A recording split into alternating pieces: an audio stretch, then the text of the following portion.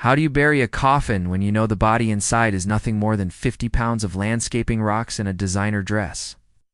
I stood there, under a charcoal gray Chicago sky at Graceland Cemetery, watching the polished mahogany sink into the dirt while my heart hammered a rhythm of pure, unadulterated rage. The priest was talking about tragedy and a life cut short, but all I could see was the glowing screen of a burner phone Dee found tucked into the lining of her vanity stool 3 nights before she disappeared. Alina wasn't at the bottom of Lake Michigan, and she wasn't some tragic victim of a midnight stroll gone wrong on North Avenue Beach. She was alive. She was laughing. She was currently lying in the arms of a man who thought he'd just helped her pull off the ultimate escape. The world thought I was a grieving widower, but they didn't know that the woman we were burying had planned her own death just to get away from me and into the bed of a coward. If you genuinely enjoy our stories, please subscribe to the channel. Tell us where you're from and what time it is right now. It's always fascinating to know how far our story flows. The wind off the lake in November feels like a razor blade against your skin. But the cold inside our penthouse on Wacker Drive had been worse for months. Alina had become a ghost long before she staged her death. It started with the wellness retreats, week-long trips to Sedona or Miami, that left her coming back more distant, more clinical. She stopped looking at me when I spoke. When I tried to touch her hand over dinner at Gibson's, she'd pull away to check her phone. Her eyes lit with a frantic, hungry energy that I hadn't seen in years. I was the provider, the reliable husband who built a high-frequency trading firm from the ground up so she could live a life of leisure. But to her, I had become a dull piece of furniture. The accident happened on a Tuesday. The police report said Alina had gone for a late-night run near the pier to clear her head. They found her sneakers, her keys, and a single blood-stained glove near the jagged rocks where the current pulls hardest. There was no body, but the note she'd left on her iPad, a rambling, depressive mess about feeling lost and overwhelmed, convinced the CPD that she'd jumped or fallen.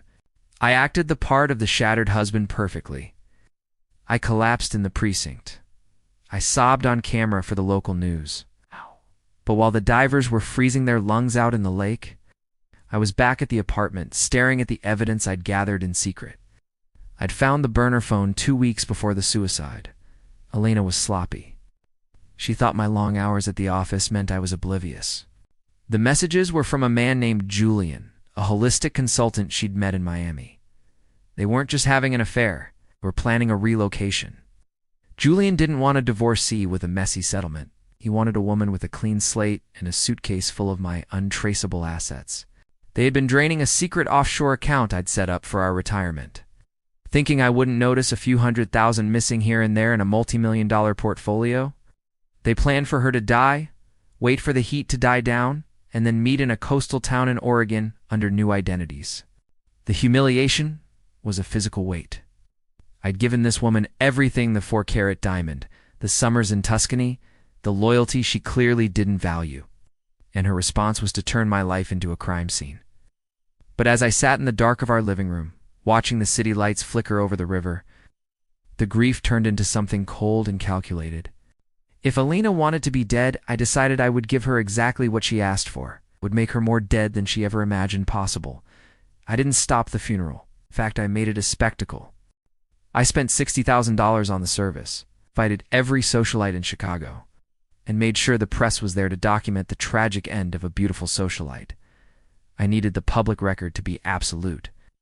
I needed the state of Illinois to issue that death certificate. While Julian was likely hiding her in some cheap motel in the suburbs of Rosemont, waiting for the all clear, I was busy working with my legal team on estate matters, because Alina was legally dead. Her access to any joint accounts was instantly frozen by the banks. I reported her credit cards as owner deceased. I filed the life insurance claim not for the money, but for the investigation. I knew that if she tried to use a single cent of the money she'd stolen, the insurance company's fraud investigators would find her faster than the police ever could. But I had a much more personal trap in mind. The arrogant pair had a plan to collect a final inheritance through a loophole in her family's trust. They needed me to sign off on a massive release of funds to her chosen charities, which were really shell companies Julian had set up. 2 weeks after the funeral, I got the call. A lawyer representing her estate's charitable interests reached out. It was Julian, using a voice modulator, trying to sound professional. He wanted the $20 million trust payout moved to an account in the Cayman Islands. I just want to honor her memory, I whispered into the phone, pitching my voice to sound broken, exhausted. Anything Alina wanted, she gets. Let's meet to sign the papers. I can't do this over the phone. Come to the office on Whacker. Friday, midnight. I don't want the staff to see me like this. The night of the meeting, the office was a tomb. Floor-to-ceiling windows showed the Chicago skyline, a grid of gold and white. Julian arrived first, looking smug in a cheap suit, his eyes darting around the luxury of the office he thought he was about to inherit.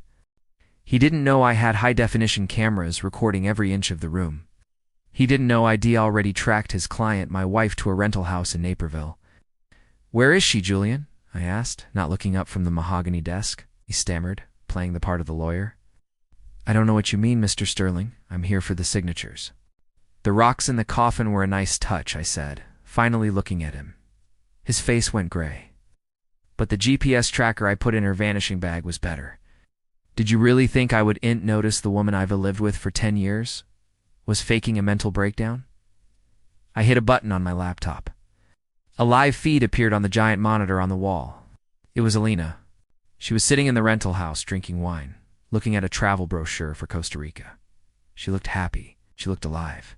"She's beautiful, isn't she?" I said, "And in exactly 5 minutes, she's going to be a felon." Julian tried to bolt, but the doors were electronically locked. I sat back, watching his composure crumble. "See, Julian, here's the problem with faking your death. Once the state declares you dead, you lose everything.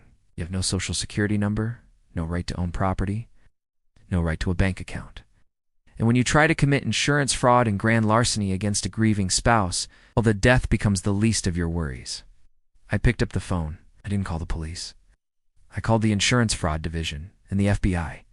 I'd spent the last week meticulously documenting every transfer, every text, and every photo of them together in Rosemont. I had receipts for the blood-stained glove she'd bought at a hardware store in Skokie. "She's coming here," Julian hissed. "She's on her way. She'll tell them you were abusive. She'll say she had to run." "Let her," I smiled.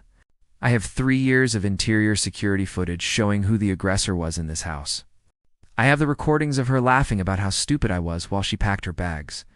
I have everything, Julian. You're not getting a cent. And she's going to spend the next decade in a place far less comfortable than this penthouse." The elevator dinged, the doors opened, and Alina walked in, expecting to find Julian with a suitcase of cash. Instead, she found me, her widower, and 4 federal agents who had been waiting in the conference room. The look on her face wasn't one of guilt or sadness. It was pure, icy arrogance that shattered into terror the moment the handcuffs clicked shut. "Mark, wait," she screamed as they dragged her toward the elevator. "It was his idea. He manipulated me. I love you." I didn't answer. I just watched the doors close. In the weeks that followed, the destruction was total.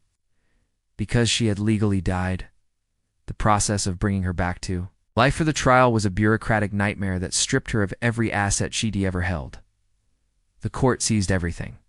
The story hit the Chicago Tribune, then the national news. She went from the tragic socialite to the most hated woman in the Midwest. Her friends vanished. Her family disowned her. Julian took a plea deal and testified against her in exchange for a lighter sentence, proving that there is no honor among thieves or lovers. I stayed in the penthouse for a while. I kept the mahogany desk. I kept the view of the river.